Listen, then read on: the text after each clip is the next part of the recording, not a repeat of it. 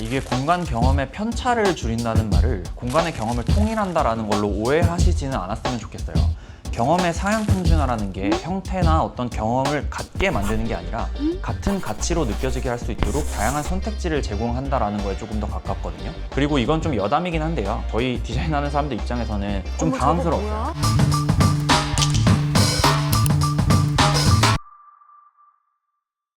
어떤 공간에 방문했을 때 그 공간이 나에게 주는 경험이나 그 경험을 만든 디자이너의 의도에 대해서 혹시 생각해 보신 적이 있을까요?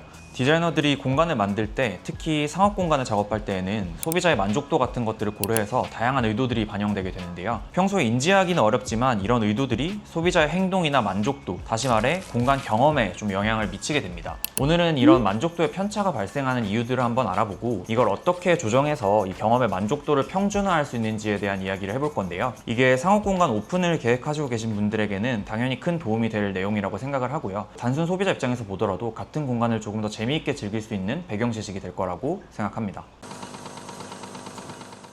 단순히 생각해서 여러분들이 어떤 공간에 방문을 했을 때 같은 값을 지불하고도 남들보다 좀 덜 만족스러운 경험을 하게 된다면 어떨 것 같으세요? 누구나 싫단 말이죠, 이거는. 근데 예를 들어서 저희가 바다가 보이는 멋진 오션뷰 대형 카페 같은 데 방문을 했다고 생각해 봅시다. 당연히 누구나 창가 쪽 좌석에 먼저 앉고 싶을 것이고, 창가 쪽 좌석이 좀 마련이 안 되어 있다고 하면 하다못해 벽을 좀 등지고 이야기라도 좀 더 편안하게 할 수 있는 그런 독립적인 자리를 확보하고 싶은 게 2순위가 될 거예요. 그런데 그런 자리들마저도 사람이 가득 찼고 나오지도 않고, 그리고 회전율도 많이 안 나오는 것 같아. 그러면 나는 바다도 잘 안 보이는, 심지어 화장실 앞에 사람들 막 왔다 갔다 하는 시끄러운 자리에 앉아서 오랜 시간을 보내야 될 것 같은 생각이 들면 당연히 기분이 안 좋잖아요. 근데 이건 단순히 내가 기분이 안 좋다에서만 끝나는 이야기가 아니라 이 매장의 설계가 같은 비용과 시간을 지불하고도 더 나쁜 경험을 구매하는 고객이 생길 수 있도록 잘못 설계가 되어 있다는 걸로도 이해할 수가 있는 거거든요. 특히나 이런 불편함 그리고 불공정함에 대한 이슈 같은 것들은 매장의 평가를 좀 빠르게 떨어뜨리기도 하고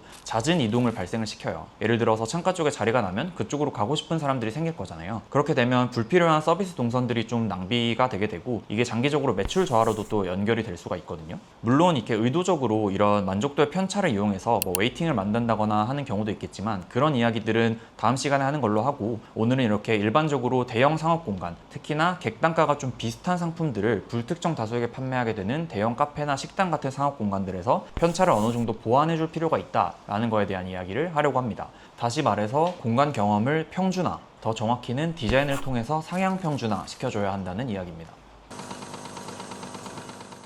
사례를 가지고 한번 이야기를 해볼 건데요. 앞에서도 제가 카페 이야기를 했으니까 부산 기장에 위치한 오션뷰 대형 카페를 하나 소개해드리면 좋을 것 같아요. 갓샷이라는 카페인데요. 여기 같은 경우는 입지가 정말 좋은 것이거든요. 왼쪽으로 나가면 아난티코브랑 연결이 되어 있고, 오른쪽 산책로를 통해서는 해동용궁사로 이어지는 해안 둘레길을 갈 수 있는 되게 좋은 입지에 있어요. 게다가 바다랑 아주 가깝게 1차선 도로 하나만 건너면 바다가 있는 위치거든요. 근데 이런 카페, 대형 카페 방문을 한다면 누구나 창가에 앉고 싶잖아요. 근데 한정된 공간의 특성상 모든 인원들이 바다 쪽에 앉을 수는 없죠. 그래서 저희는 좌석의 설계를 달리하는 방식으로 이 문제를 좀 보완하려고 했어요. 창가 측 좌석 같은 경우에는 넓게 펼쳐진 벤치 그리고 간이 테이블의 조합으로 이루어져 있어요. 솔직히 편안한 좌석은 아니긴 하거든요. 그럼에도 이 오션뷰 카페라는 특성상 선호도가 굉장히 높을 수밖에 없어요. 반대로 약간 소외된 뒤쪽 좌석 같은 경우는 조금 더 편안한 소파 구성으로 배치를 한다거나, 아니면 잭슨 카멜레온 같은 고가의 디자인 가구들을 좀 활용을 해서 배치를 했거든요. 바다는 조금 덜 보일지언정 좌석이 편하고 의자도 예쁘고 내 앞사람과 대화하기 편하도록 배치가 좀 여유롭거나 좌석 간의 간격을 넓혀주는 방식으로 이런 경험들을 보완을 했습니다. 아예 구조적인 부분을 건드리기도 했어요. 예를 들어서 2층 안쪽 같은 경우는 층고가 좀 높게 나오는 부분들이 있었다 보니까 이런 부분들을 이용해서 계단식 좌석을 구성을 하고, 뒤쪽에 앉더라도 뷰가 좀 확보될 수 있도록 저희가 구조 전체를 바꿔버린 경우도 있었고요. 다만 좌석 여유가 나오지가 않고 건축 단계에서 이미 정해진 창 크기 때문에 계단식 좌석도 활용하기 어려웠던 3층 공간 같은 경우는 천창이나 조경 같은 요소들을 조금 더 과감하게 활용해서 눈이 즐겁게 만들고자 했습니다. 이런 과정들을 통해서 의자는 조금 불편하지만 일선에 위치한 어떤 창가 좌석, 그리고 계단식으로 편안하게 바다를 바라볼 수 있는 좌석, 편안하게 우리 팀만 이용할 수 있는 소파, 다른 요소들은 조금 부족하지만 내가 눈이 즐거운 디자인이 많이 반영된 공간 같은 것들로 경험들을 상향 평준화했습니다. 이런 밤 시간대에 대한 고민을 안 할 수가 없어요. 많은 공간들이 공통적으로 고민하는 문제이기도 하거든요. 압도적인 오션뷰를 장점으로 하는 입지인 만큼 밤 시간대의 경험을 구현하는 데 있어서 저희도 되게 고민이 많았어요. 다만 저희는 이제 공간이 주는 힘을 좀 믿기로 했거든요. 파도 소리만 가득한 이제 깜깜한 밤바다 같은 데에서 시각적인 즐거움, 특히나 조명을 통해서 강조된 건축적인 구조감이 주는 임팩트가 굉장히 커질 수 있다고 생각을 했습니다. 그래서 대형 파이프를 활용해서 그 안에 콘크리트를 채워서 물결 무늬를 낸 기둥이라거나 아니면 부드럽게 좀 곡선형으로 후가공된 콘크리트 패널 같은 것들, 그리고 일부러 좀 더 거칠게 연출한 도장면, 더 두껍고 무겁게 가공한 금속 패널 같은 것들이 좀 면을 맞물리도록 구성을 하고 그 부분의 조명 효과를 극대화하는 식으로 해서 조금 다른 물성들이 각자의 매력을 잘 나타낼 수 있도록 표현을 해봤습니다. 이게 낮 시간대에서 발생할 수 있는 경험의 불평등 같은 것들은 저희가 좌석의 구성이나 평면 설계 같은 것들을 통해서 보완을 했다고 말씀을 드렸는데, 반대로 낮과 밤 시간대의 절대적인 차이에서 오는 경험의 편차는 소재와 조명에 집중한 디자인을 통해서 보완을 했다고 말씀드릴 수 있을 것 같습니다.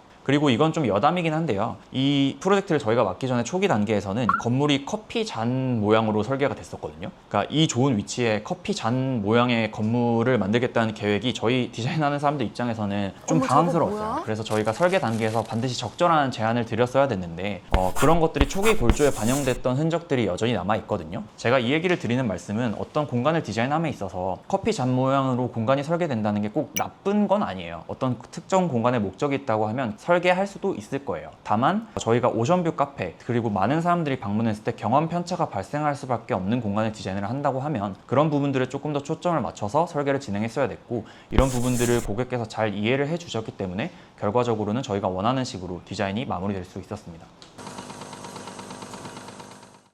이게 공간 경험의 편차를 줄인다는 말을 공간의 경험을 통일한다라는 걸로 오해하시지는 않았으면 좋겠어요. 경험의 상향 평준화라는 게 형태나 어떤 경험을 같게 만드는 게 아니라 같은 가치로 느껴지게 할 수 있도록 다양한 선택지를 제공한다라는 거에 조금 더 가깝거든요. 예를 들어 아까 제가 카페 사례 때 말씀드린 것처럼 여기는 뷰는 좀 덜하지만 뭐 편하네, 여기는 좌석은 약간 불편하지만 뷰가 너무 좋아, 이런 것들을 그리고 내가 주도적으로 선택할 수 있게 만들어진 결과야 라고 느껴지게 하는 것들이 핵심이에요. 사람은 자기가 선택한 경험을 나쁘게 판단하기는 사실 어렵거든요. 반대로 강요된 사람이라면 더 크게 불편함을 느끼게 돼요. 아까 제가 초반에 말씀드렸던 것처럼 나는 저기에 앉고 싶은데 사람이 너무 많아서, 아니면 지금 우리가 단체라서 우린 여기 앉을 수밖에 없고 같은 값을 지불했지만 외부의 요인으로 인해서 내가 조금 더 나쁜 경험을 하게 됐다라고 했을 때는 사람들이 불평등의 감정을 느끼게 되고, 불평등의 감정이라는 것들은 사실 그 공간의 평가를 굉장히 빠르게 떨어뜨리게 되는 핵심적인 요인 중에 하나가 되거든요. 그래서 같은 공간 내에서 다양한 형태나 경험의 방식이 존재하고 고객이 느끼는 만족감 같은 것들을 좀 비슷하게 끌어올려 준다면 오히려 선택할 수 있는 옵션들도 늘어나고 경험이 좀 풍부하고 풍성해지는 재미있는 공간이 될 수 있을 것 같습니다. 네, 오늘은 이제 공간이 나에게 주는 경험, 그리고 그 경험들을 어떻게 디자인을 통해서 상향 평준화할 수 있는가에 대한 이야기들을 해봤습니다. 그런데 아까 제가 앞에서 짧게 말씀드린 것처럼 모든 경험들을 다 상향 평준화한다거나 같은 가치로 맞출 필요가 있는 것들은 또 아니에요. 다음 시간에는 이런 것들에 대한 이야기를 한번 해볼 수 있도록 자료를 잘 준비해 보겠습니다. 저희가 오늘 말씀드린 내용처럼 단순 소비자 입장에서도 같은 공간을 볼 때 조금 더 열린 시각으로 재미있는 마음으로 보실 수 있는 컨텐츠들도 많이 준비하려고 하니까 앞으로도 많은 관심 부탁드리겠습니다.